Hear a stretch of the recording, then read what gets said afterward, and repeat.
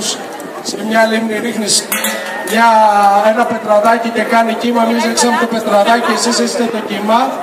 Και εγώ τι είμαι, το πετραδάκι έχει το κύμα. Εσείς είναι από το ψάρι, τι να σας τελειώνω.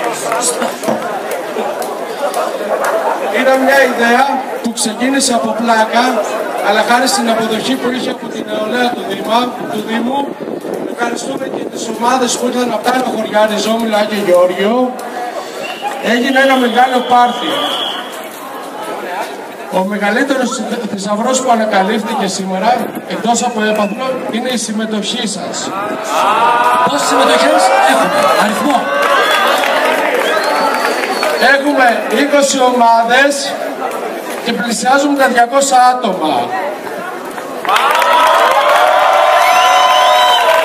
Λίγο το έχεις να γίνεται κυνήγι με τους Τίνα. Τι μου πεις Κωνσταντίνος πάνω? Τίνα.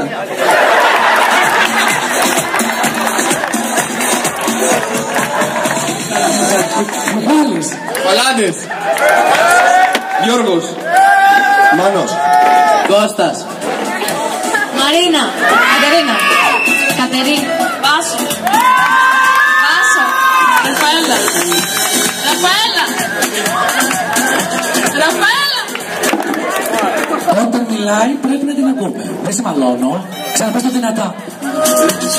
Πες το μου δυνατά. Δεν φταίω εγώ, έχω λεπτές. Ξαναπες το μου δυνατά.